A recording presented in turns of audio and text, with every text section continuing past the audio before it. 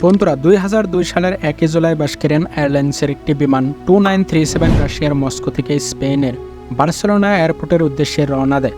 ঠিক একই সময় ডিএসএল কুরিয়ার কোম্পানির ফ্লাইট 611 কার্গো লোড করে ইটালির বার্গামো ইন্টারন্যাশনাল এয়ারপোর্ট থেকে বেলজিয়ামের ব্রুসেলস এয়ারপোর্টের উদ্দেশ্যে রওনা দেয়। কিন্তু সেই দিন আকাশে কী এমন ঘটনা ঘটেছিল যার কারণে এই দুটো প্লেন একে অপরের সাথে সংঘর্ষে লিপ্ত হয়েছিল, ফলে এতগুলো নিষ্পাপ মানুষের প্রাণ চলে গিয়েছিল। কার বলের কারণে এই সংঘর্ষটা সংঘটিত হয়েছিল, কেনই বা এই সংঘর্ষের পর আরও একটা হত্যাকাণ্ড করতে হয়েছিল যার জন্য পুরো দুনিয়া কেঁপে উঠেছিল। তো চলুন বন্ধুরা জেনে আসে এই দুই প্লেন সংঘর্ষের সমস্ত ঘটনা এই ভিডিওর মাধ্যমে।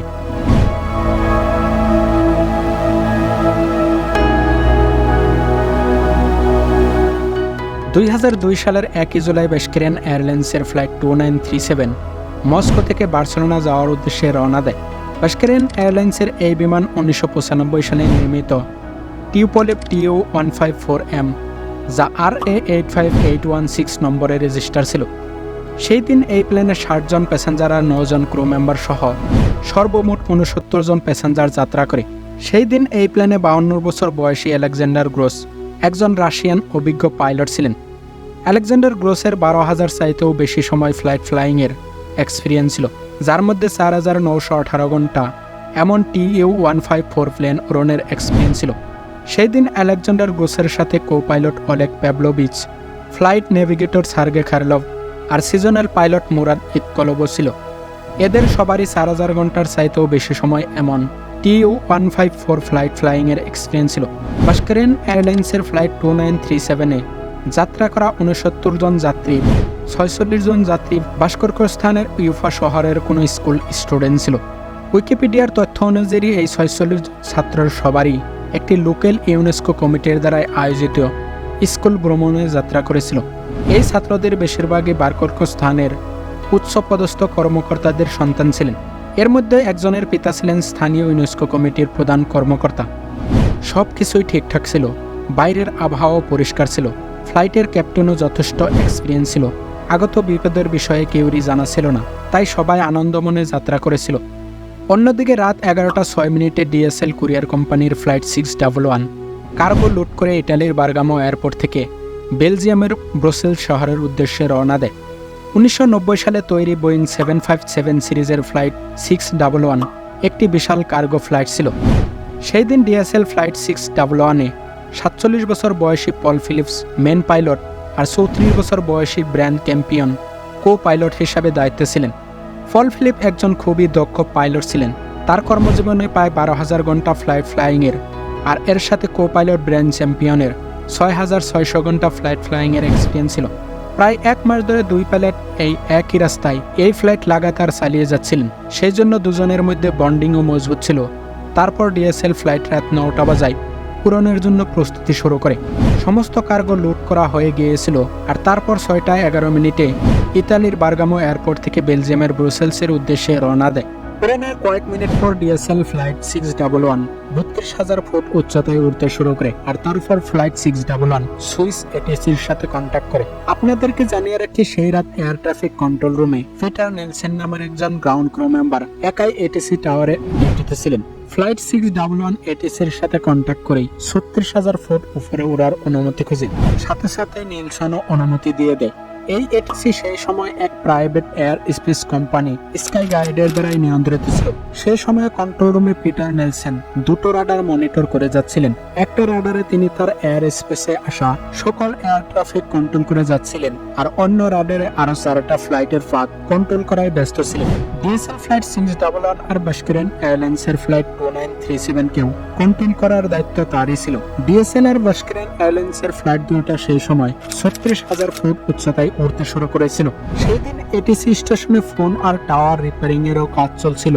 নেলসন দায়িত্বে একলা থাকার কারণে কাজে খুব ক্লান্ত অনুভব করতেছিল, তাই সে এই দুই বিমান যে একই অ্যালটিটিউডে ফ্লাই করতেছিল তা একেবারে ভুলে গিয়েছিল। এদিকে ডিএসএল আর বাস্কেরিয়ান এয়ারলাইন্সের ফ্লাইট 2937 এই ভয়ঙ্কর পরিস্থিতির কথা না জেনেই একে অপরের সামনের দিকে আসতে থাকে। হঠাৎ করে তখন পাইলটের ককপিটে টিসিএস সিস্টেম কলিশনের সিগন্যাল দিতে থাকে।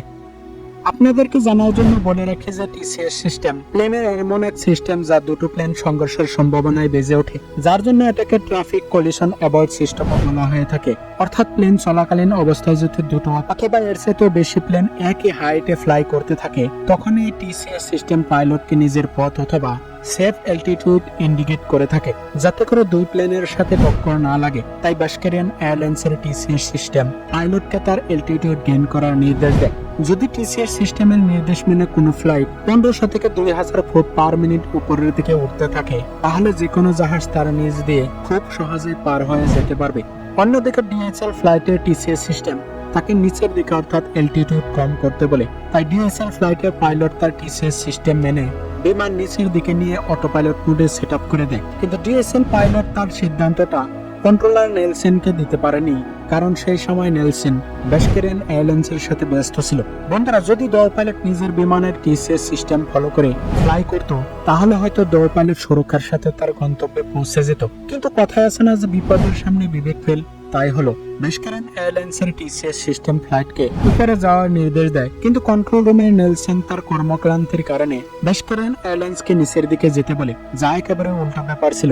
এখানে টিসিএস সিস্টেমই সঠিক ছিল, তাই দুর্ভাগ্যবশত আবারও দুই প্লেন একই অ্যালটিটিউডে ফ্লাই করতে থাকে। এদিকে টিসিএস সিস্টেমের বিষয়ে অজ্ঞাত কন্ট্রোলার নেলসন বাস্কেরিয়ান এয়ারলাইন্সকে বারবার নিচের দিকে যেতে বলে। কাজের সাথে নেলসন আরো একটা ভুল করে বসে বাস্কেরিয়ান এয়ারলাইন্সকে বলে যে ডিসিএল ফ্লাইট তার ডান দিক দিয়ে আসতেছে, কিন্তু আসলে ডিসিএল ফ্লাইট বাস্কেরিয়ান এয়ারলাইন্সের বাম দিক দিয়ে আসতেছিল।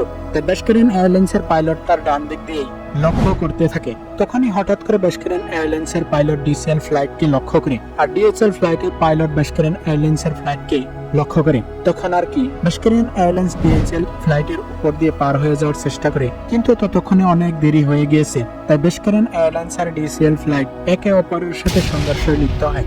সংঘর্ষের ফলে বাস্কেরিয়ান এয়ারলাইন্স টুকরো টুকরো হয়ে যায়, আর ডিএসএল ফ্লাইটের এক সাইডের পাখা ভেঙে যায়। ভাঙা পাখা নিয়ে তো আর ফ্লাই করা সম্ভব ছিল না, তাই পাইলটের আপ্রাণ চেষ্টার ফলে 7 কিলোমিটার দূরে গিয়ে একটি জঙ্গলে ভরা গ্রামে গিয়ে ক্র্যাশ হয়ে যায়।